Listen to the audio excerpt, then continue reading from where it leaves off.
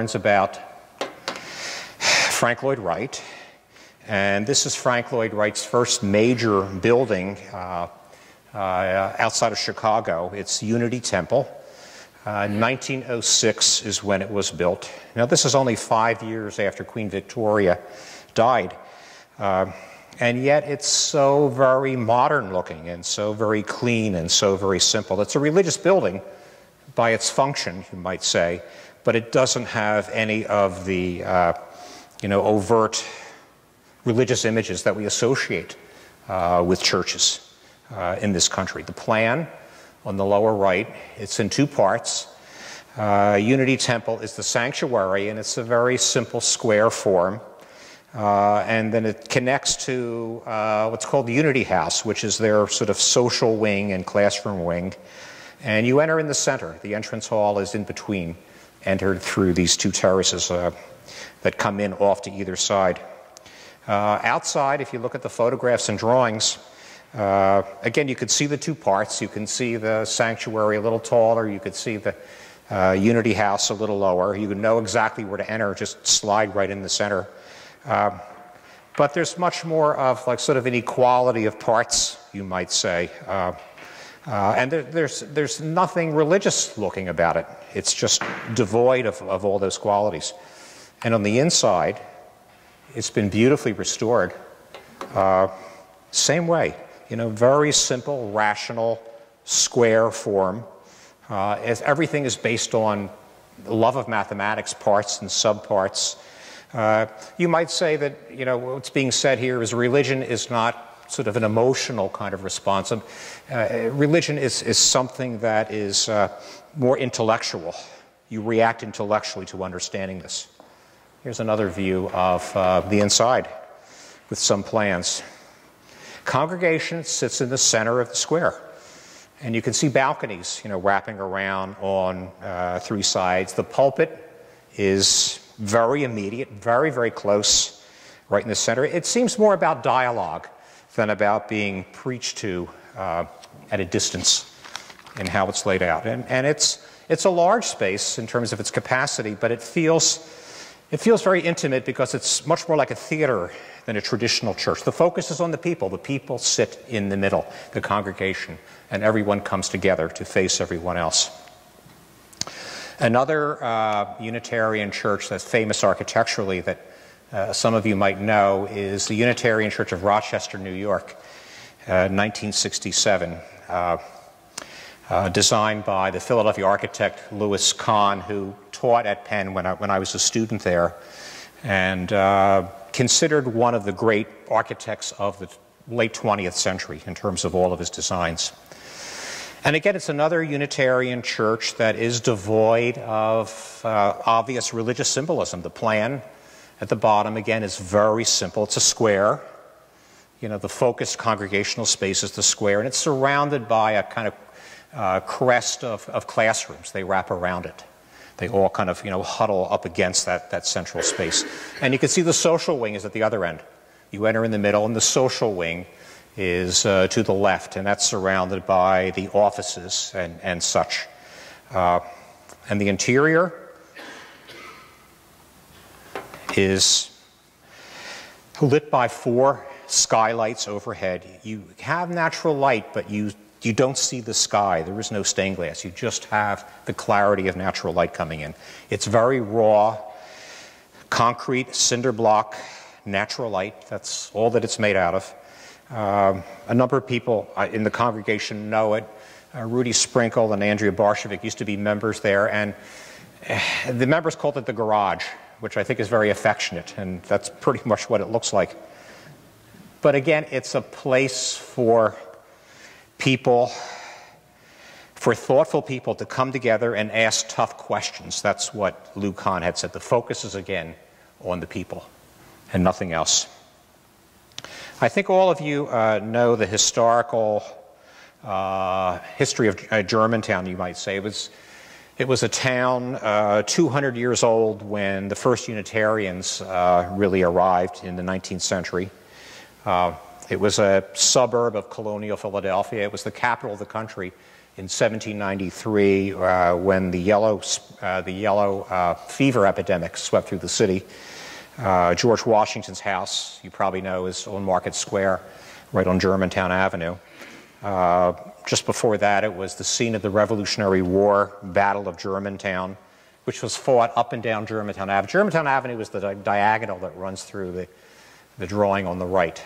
And that was the high ground, which is why the road was there, very high and dry. And the battle was fought there, and Cliveden, the mansion, was right at the top of the highest point of the hill right there, where things were fought back and forth. Our property that we are in right now is the Red Circle.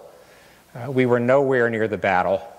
I don't think anything could have happened here. It was sort of like the woods and the marshes down by a lot of the streams, so I doubt anything really happened at that point in time. But that is our present site. You know, I think if you attended Irv Miller's lecture a month ago, he talked about how in the 19th century, because of the commuter trains now coming up to Germantown, Mount Airy, Chestnut Hill, it became a very fashionable suburb of Philadelphia, very Victorian, a lot of fine grand houses. People could commute to work in the city. So it became more a place of permanent residence. It was high, it was cool in the summertime, very wooded. And in about 1864, 1865, Unitarians living in this Germantown area, still attending First Church, which is in Center City, just found it too distant and too difficult, and they teamed up with some local Quakers and also what they described as others seeking more liberal ministrations, decided to found USG.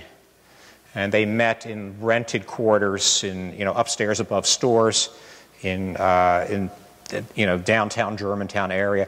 1866, they bought this site, which you see is Chelton and Green Streets. Germantown Avenue is the upper right-hand side. You can see Market Square just off to the far left.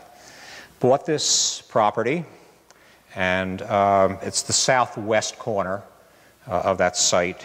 They hired a young, unknown architect named Frank Furness to design it.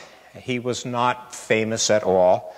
In fact, he had never designed a building before. He worked in other architectural offices. This was his first commission to do our church. He did become one of the most famous architects of Philadelphia and one of the great, innovative, creative Victorian architects of the United States. He went on to design, you probably know these buildings, the Pennsylvania Academy of the Fine Arts in the 1870s. He designed the Furness Library at Penn in 1882, named not for him, but his uncle was an important professor at Penn at that time. That's been both are beautifully restored. And eventually designed the first Unitarian church downtown on Chestnut Street, a replacement of the original church.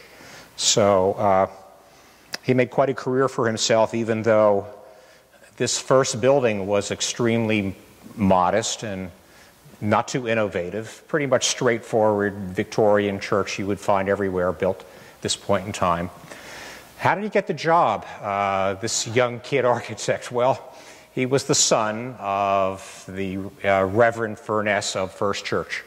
So I suspect family connections helped to get him the job. There's an early photograph on the lower left where you could see Chelton and Green was really open space. Everything was built up on Germantown Avenue, but this was really, first thing in that part of Germantown. On the top, you can probably date it from the cars, you can see more houses beginning to surround the site itself. Victorian Gothic, pretty straightforward, pretty standard. And the interior, beautiful timber work overhead.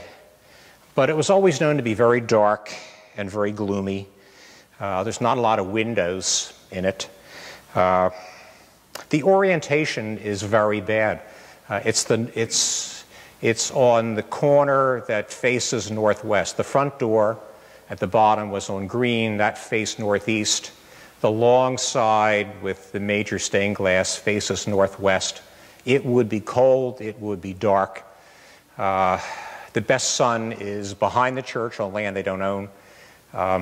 It certainly, it wasn't helped by its bad orientation. Morning services, it was dark, and always disliked for those reasons. You can see on the left the photograph shows pew rents, because in those days, certainly anyone could attend the church in Germantown, but to be a voting member, you had to lease a pew, which I guess you should sit in your own pew. And it was originally $20 annually is what it cost you to be a voting member. So few voting members existed that they ended up reducing it to $5 a year in order to attend and vote. But the church was demolished, you will see, and parts of it were saved. So the stained glass window, which is right behind me, and these three stained glass windows here were saved from the original church and brought here, installed in here. So we brought, part of the memory of that first church right here. What the stained glass is about, that will be lecture number 3 with Susan Bacchius. She'll talk about, I don't really know. I just know, the architecture, but not really the content of those windows. Behind the church, again, along Chelton, you can see what was the Sunday school and the parish house inside and outside. But pretty much after the turn of the century, leading into the 1920s, increased membership. They would have to run 3 services on a Sunday in order to accommodate everybody. Again, nobody liked the gloominess and darkness of the church itself. There was no room to grow. Their property was purchased. It was developed all around it. They could not expand.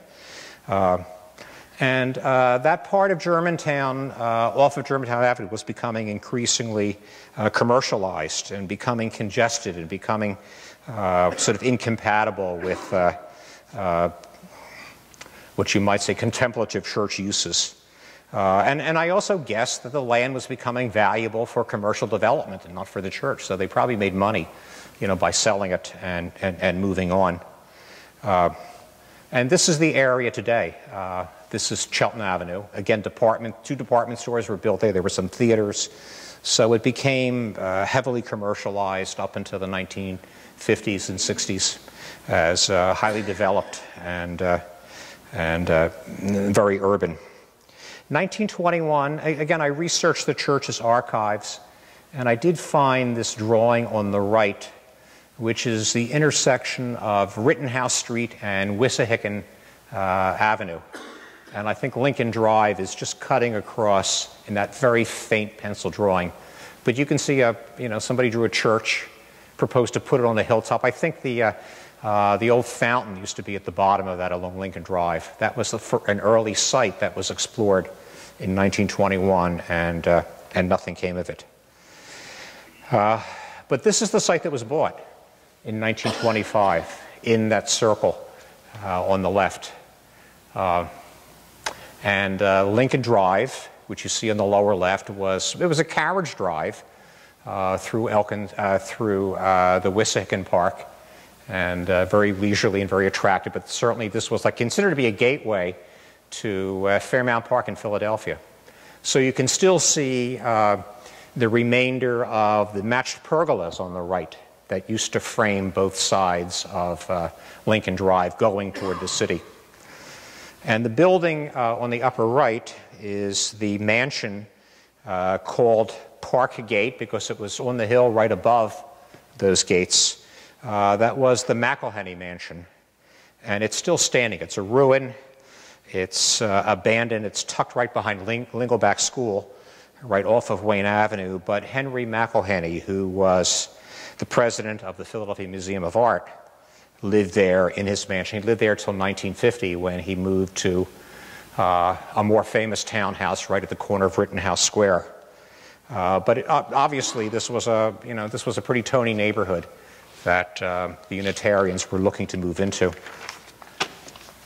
And here's an aerial view of the site with the church and the courtyard in the center. And you can see it's very wooded. It's very open. It's very different from the congestion of downtown Germantown that they were getting away from.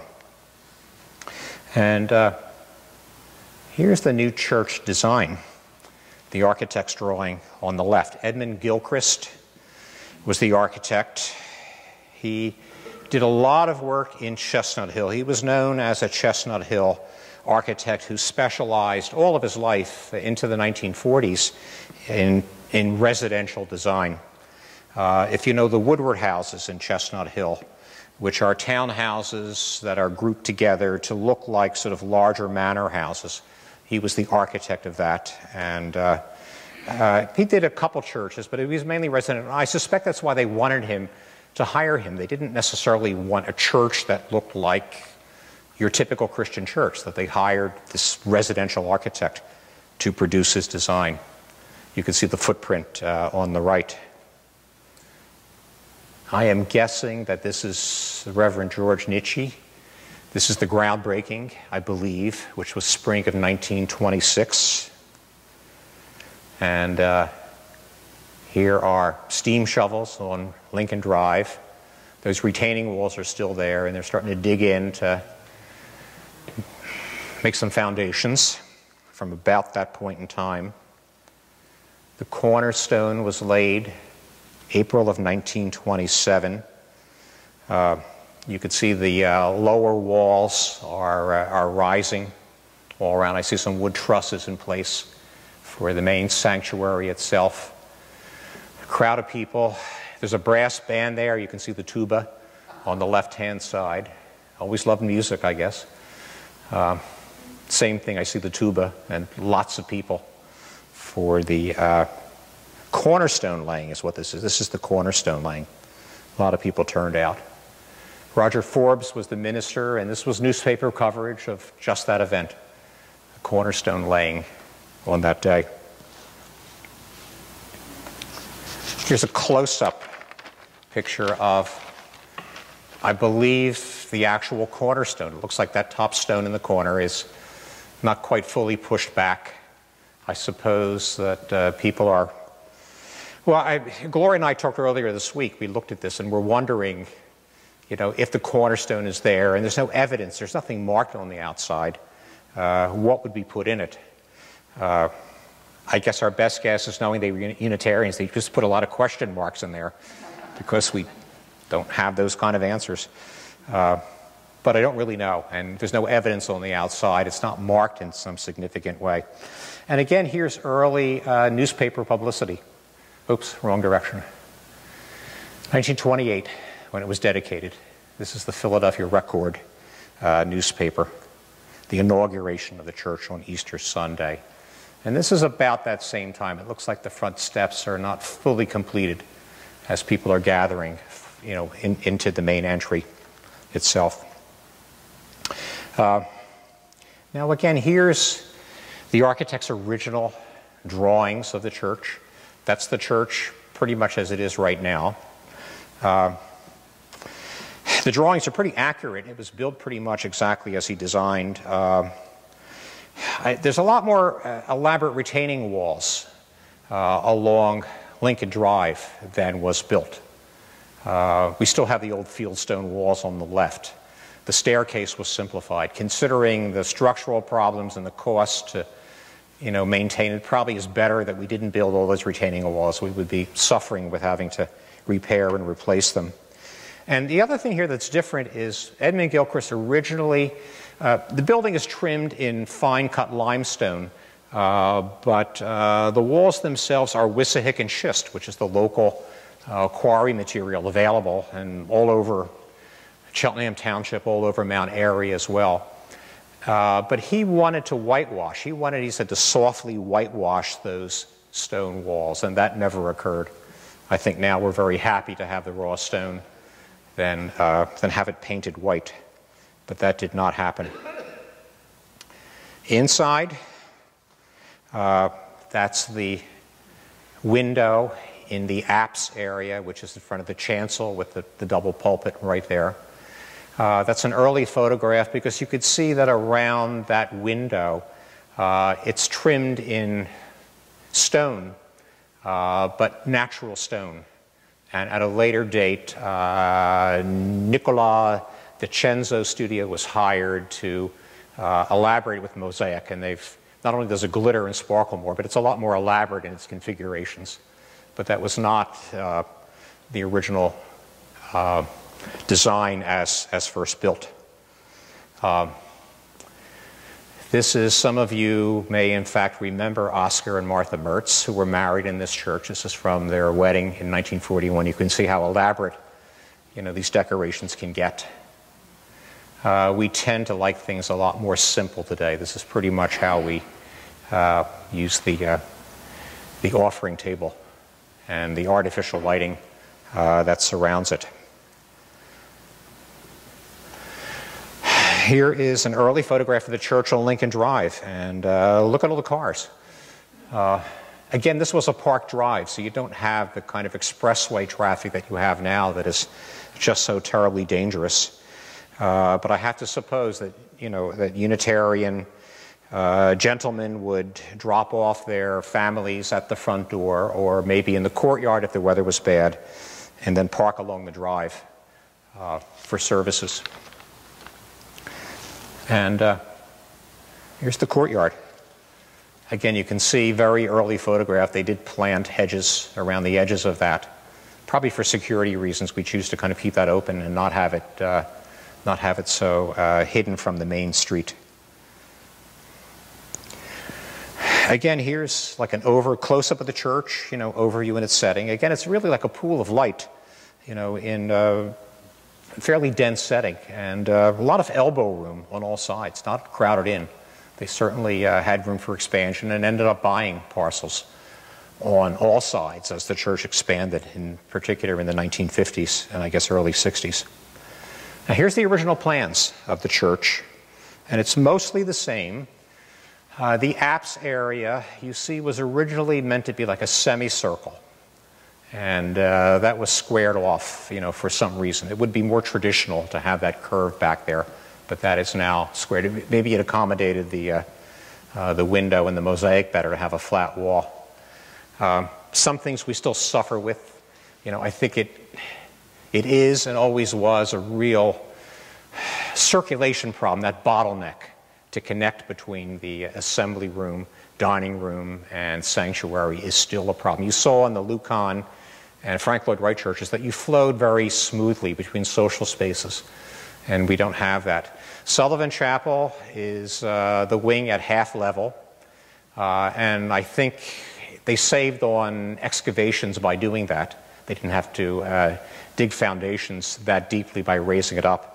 It's been a continual problem, in particular for access for people with disabilities, to have that half-level situation. And you could see that there were no doors, there was no access to the back, and that may have been the original parcel they bought. It's up close on all sides, but there were no outside doors. No one ever went on the sides of the church. It was entirely from the front, and of course that's changed a great deal. Now you saw the original chancel space. This is pretty much it. Altar table, in the back. The organ was originally to the left, set against the wall. Those grills that you still see in place, up here, the church office is on the upper left, but those grills house the bigger pipes for the organ originally. And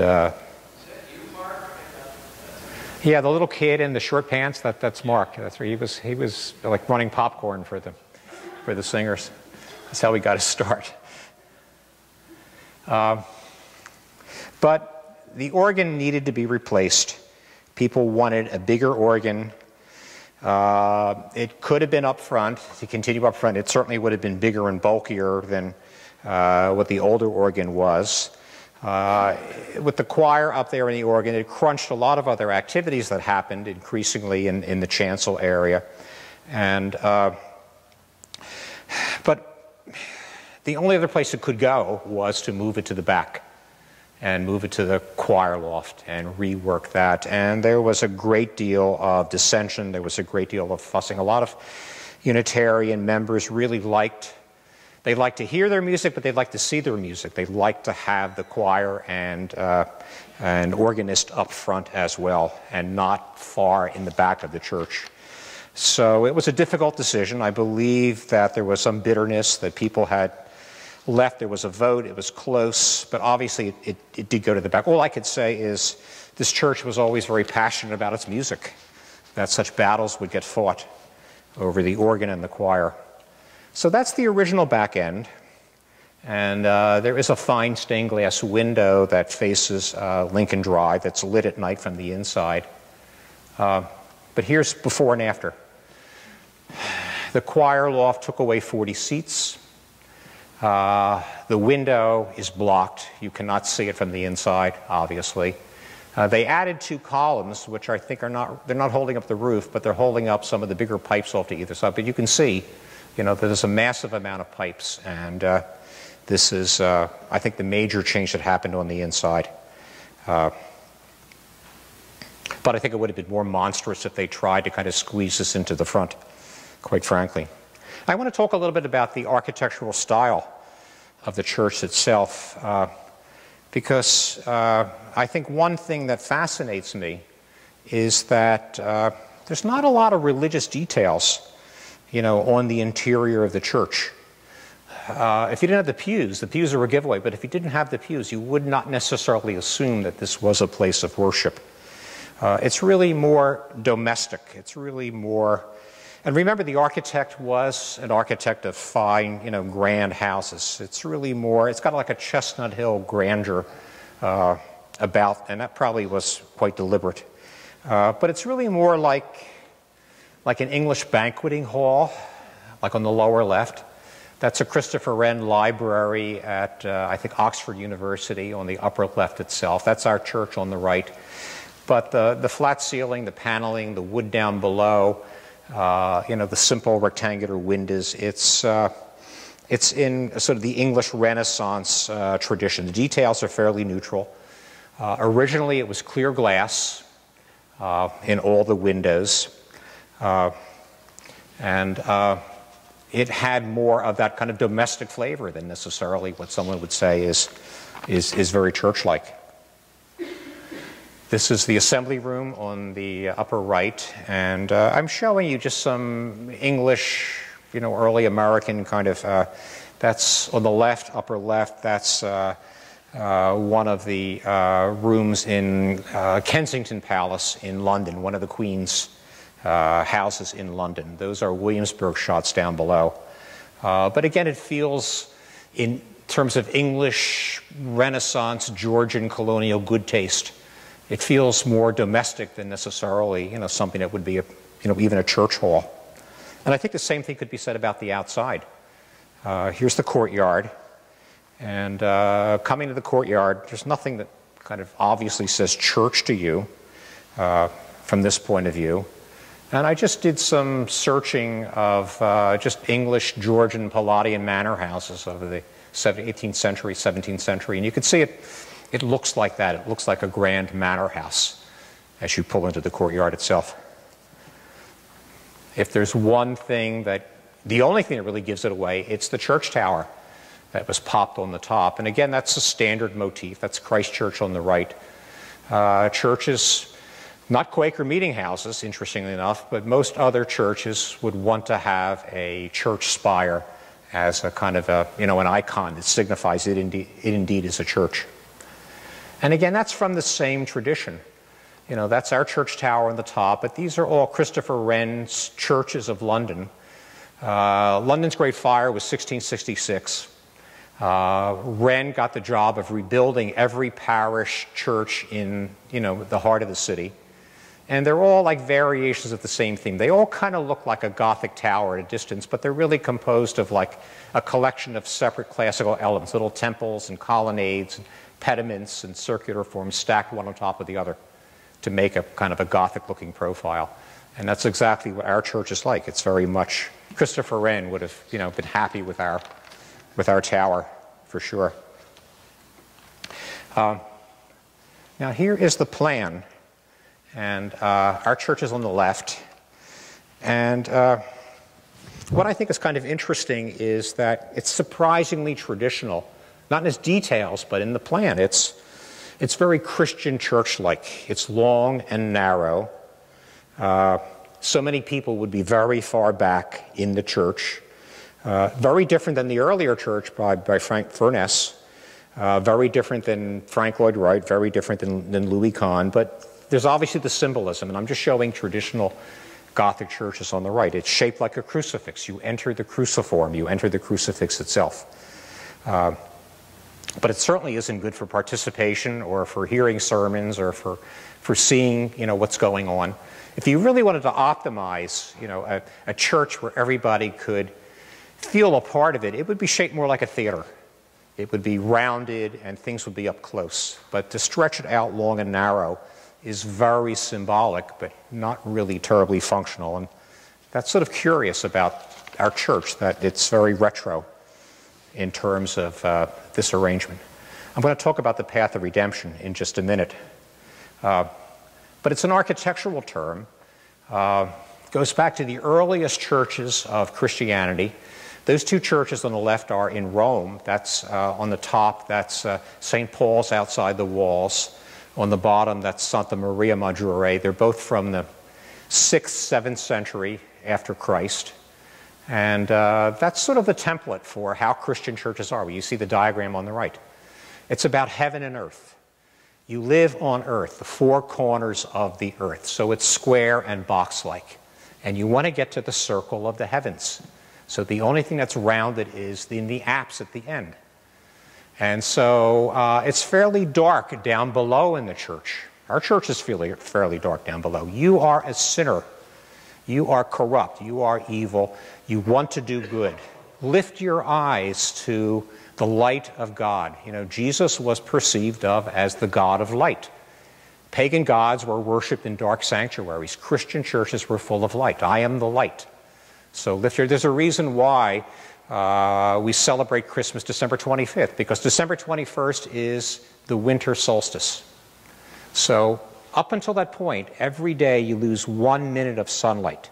It gets darker and darker and darker. Jesus is born. And then just about the following day, you get more and more and more sunlight. Christ brings the light. Christ brings the future. So you keep your eyes high. You don't stray. It's corrupt. You're not distracted. You keep your eye high. Life is not necessarily easy. It's a little repetitive, a little boring, even that long walk, but walk the long walk. The door is as far away from the altar as possible. You enter at the end. You take that long walk. And in the end, if you don't stray, if you keep your eye on the heavens, you will achieve unity with Jesus and the saints, in the circle of the heavens at the end. It's very subliminal, but this is how Christian churches have been based for 1,500 years. Can I interject a question? Yes, sir. When this was built, yeah. Was the architect God, and what he said or she said that's the way it was, or was there a church committee, or you interacted? You know what I mean? Yeah, sure. Yeah. The architect Yeah. said, no, we want to do a little more of this, we want to do a little Yeah. more of that. I am sure there was no committee, Okay. And it wasn't the architect either. It was the Pope. Okay. The Pope said, even in the Renaissance, the Pope would say, Michelangelo, I want a dome right here, and Michelangelo would hop to it. So, you don't argue. So, Okay. yeah. Rick, were you talking about our church? I was talking about this church. Oh, this I church. was talking about this. Well, I don't really know. I actually don't really know. Yeah, I don't really know the give and take, the push and pull about that. Yeah, I can't tell you.